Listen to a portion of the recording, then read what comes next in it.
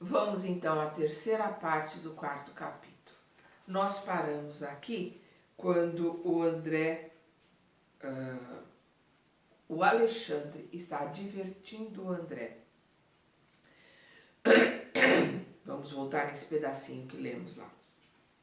Em todos os setores da criação, Deus nosso Pai colocou os superiores e os inferiores para o trabalho de evolução, por meio da colaboração e do amor, da administração e da obediência.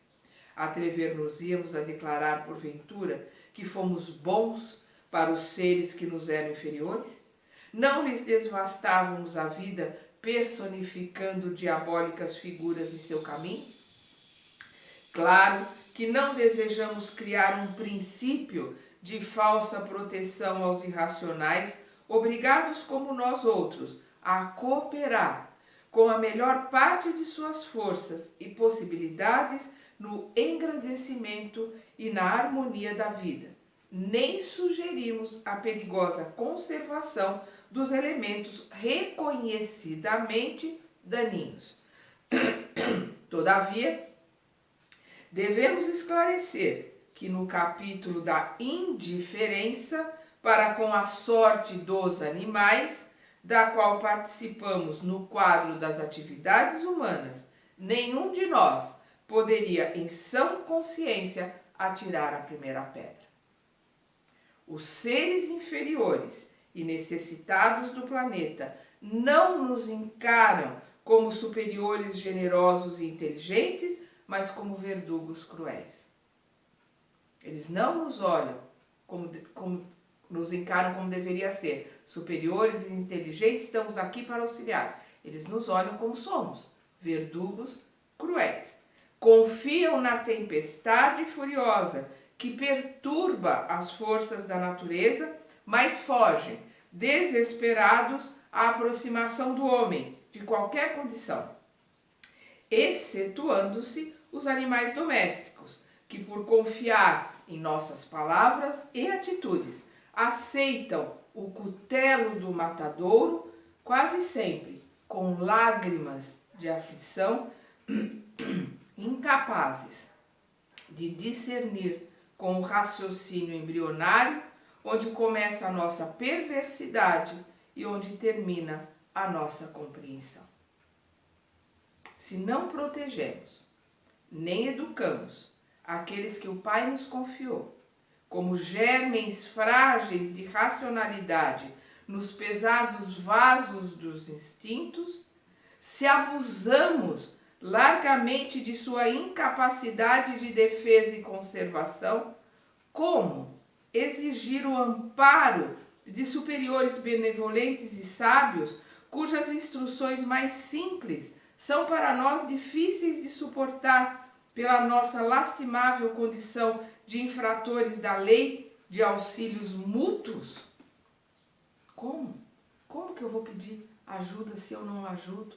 Como eu vou pedir para me ajudar com os vampiros que estão ali se alimentando das energias que eu estou colocando no meu organismo? Se eu estou me alimentando das vísceras dos animais? Como? A lei é uma só, de ação e reação. Somos responsáveis pelo que fazemos e vamos arcar com essas responsabilidades. Eu vou repetir. Se não protegemos nem educamos aqueles que o Pai nos confiou como germens frágeis de racionalidade nos pesados vasos do instinto, se abusamos largamente de sua incapacidade de defesa e conservação, como exigir o amparo de superiores benevolentes e sábios, cujas instruções mais simples são para nós difíceis de suportar pela nossa lastimável condição de infratores da lei de auxílios mútuos? Na qualidade de médico, você não pode ignorar que o embriologista, contemplando o feto humano e em seus primeiros dias, à distância do veículo natural, não poderá afirmar com certeza se tem sobre os olhos o germe de um homem ou de um cavalo.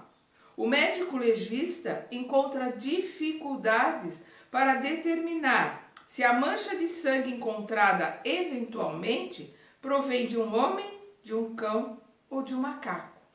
O animal possui igualmente o seu sistema endocrínico, suas reservas de hormônios, seus processos particulares de reprodução em cada espécie e, por isso mesmo, tem sido auxiliar precioso e fiel da ciência na descoberta dos mais eficientes serviços de cura das moléstias humanas, colaborando ativamente na defesa da civilização.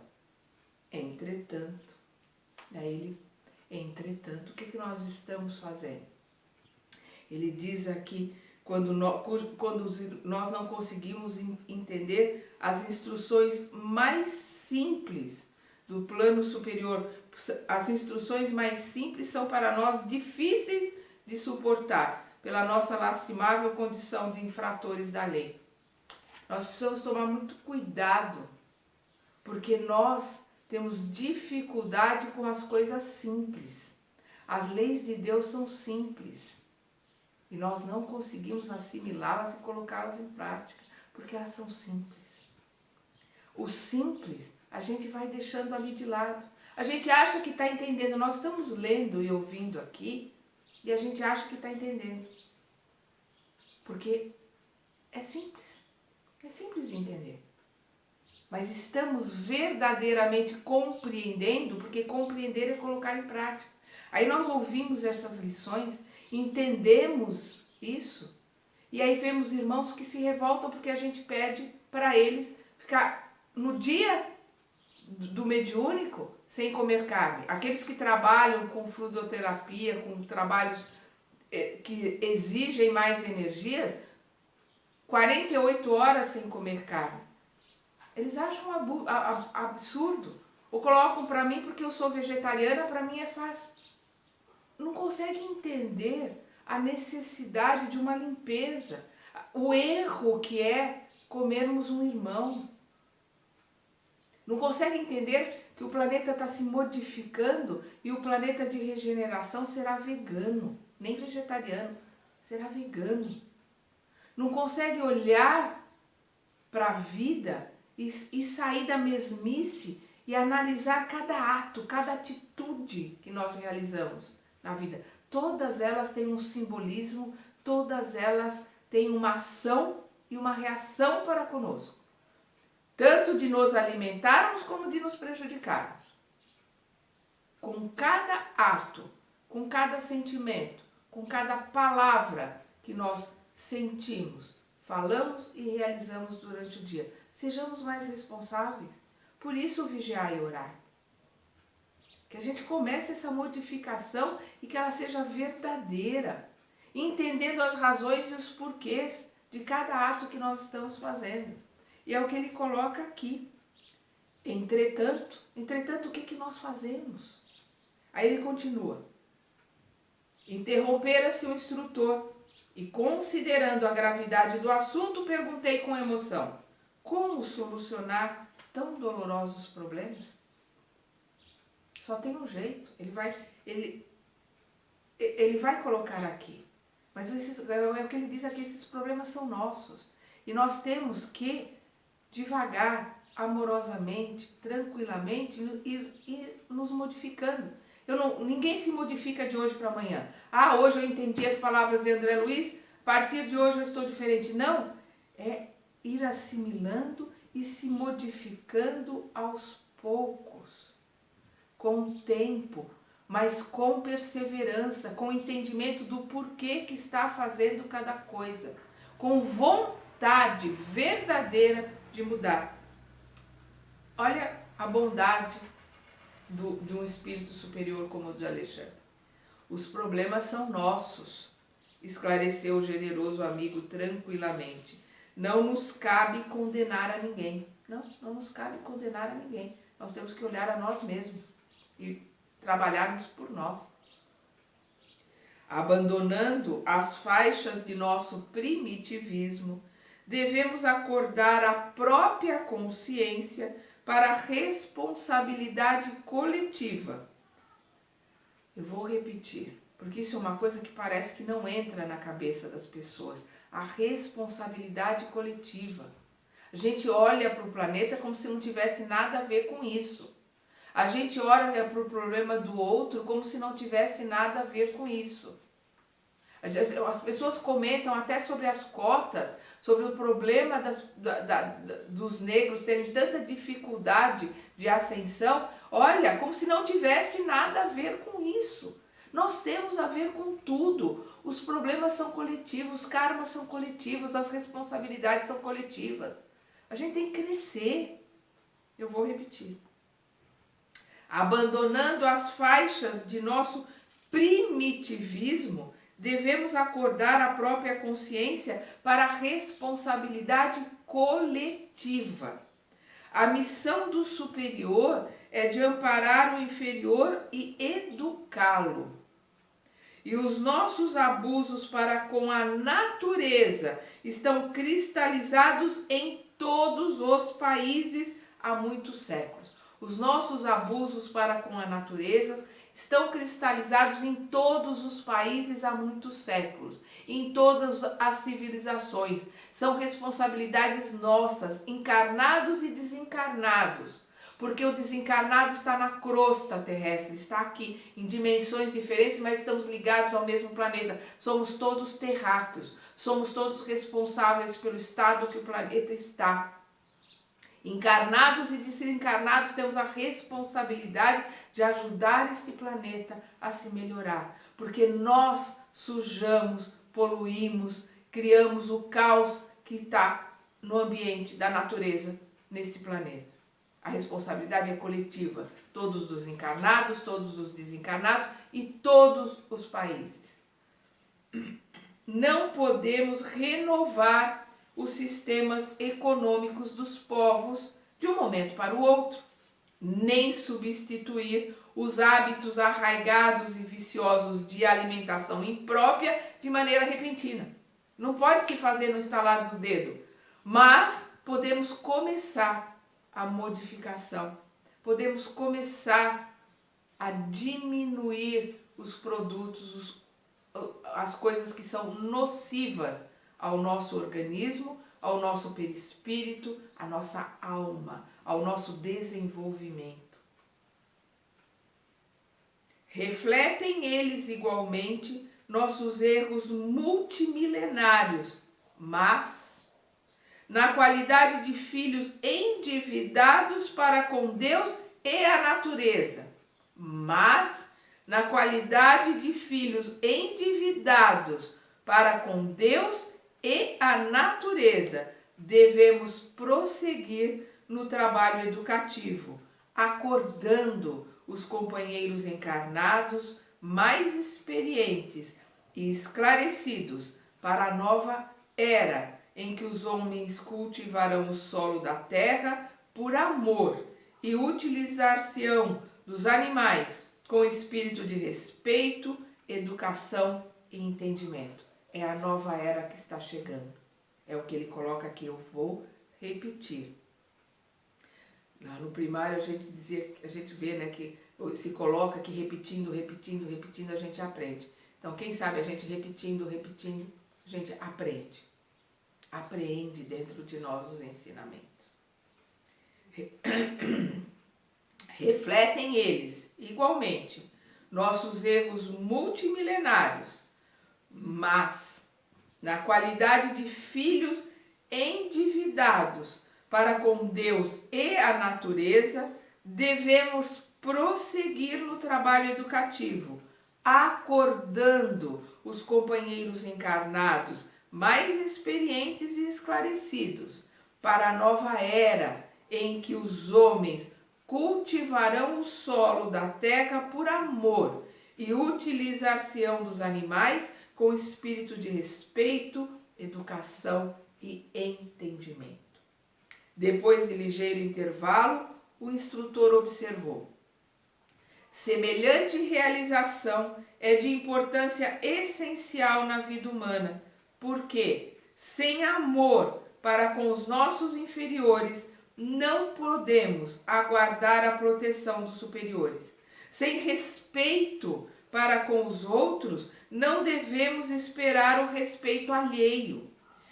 Se temos sido vampiros insaciáveis dos seres frágeis que nos cercam entre as formas terrenas, abusando de nosso poder racional ante a fraqueza da inteligência deles, não é demais que, por força da animalidade que conserva desveladamente, venha a cair a maioria das criaturas em situações enfermiças pelo vampirismo das entidades que lhes são afins na esfera invisível.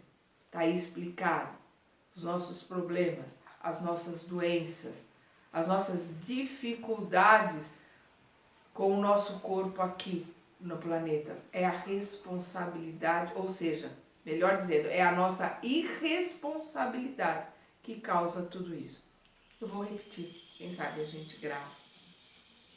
Semelhante realização é de importância essencial na vida humana, porque sem amor para com os nossos inferiores, não podemos aguardar a proteção dos superiores. Sem respeito para com os outros, não devemos esperar o respeito alheio. É a lei de ação e reação. Se temos sido vampiros insaciáveis dos seres frágeis que nos cercam entre as formas terrenas, abusando de nosso poder racional ante a fraqueza da inteligência deles, não é demais que, por força da animalidade que conserva desveladamente, venha a cair a maioria das criaturas em situações enfermiças pelo vampirismo das entidades que lhes são afins na esfera invisível. Então nós somos atacados pelos nossos irmãozinhos menos esclarecidos, vampirizando essas energias, da mesma forma que nós vampirizamos as energias dos nossos irmãozinhos animais. Afins atraem afins e a lei de ação e reação. Como que eu posso pedir proteção se eu estou fazendo a mesma coisa que esse irmãozinho com o meu irmãozinho irracional? Eu faço a mesma coisa com o ser inferior que eu tenho que proteger e cuidar aqui na Terra? Como é que eu posso pedir que o plano superior me proteja daquele que está fazendo a mesma coisa que eu faço? Afins atraem afins, somos iguais. Embora isso nos assuste, somos iguais. É por similaridade, afinidade, que estamos todos juntos. O esclarecimento de Alexandre, ministrado sem presunção e sem crítica. Sem presunção e sem crítica. Penetravam-me fundo. Algo de novo despertava-me o ser. Era o espírito de veneração por todas as coisas, o reconhecimento efetivo do paternal poder do Senhor do Universo.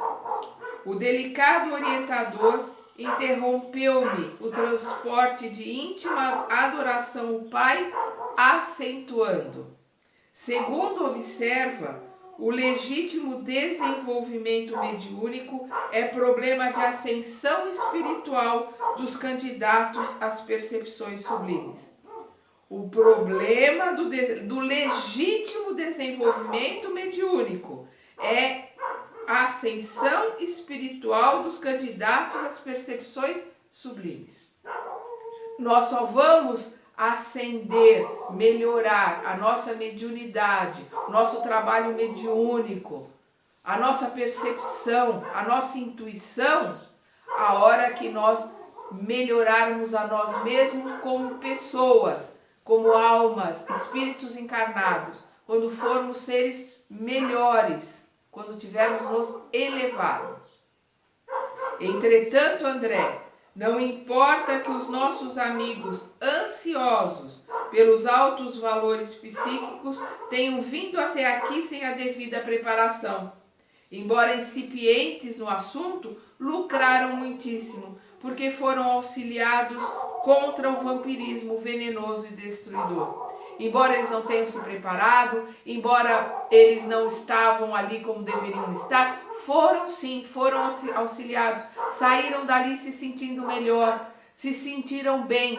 Por quê? Porque vieram ali jogar o lixo deles em cima da mesa. O plano espiritual recolheu, levou, tratou, ajudou esses irmãos dentro daquilo que eles puderam ajudar.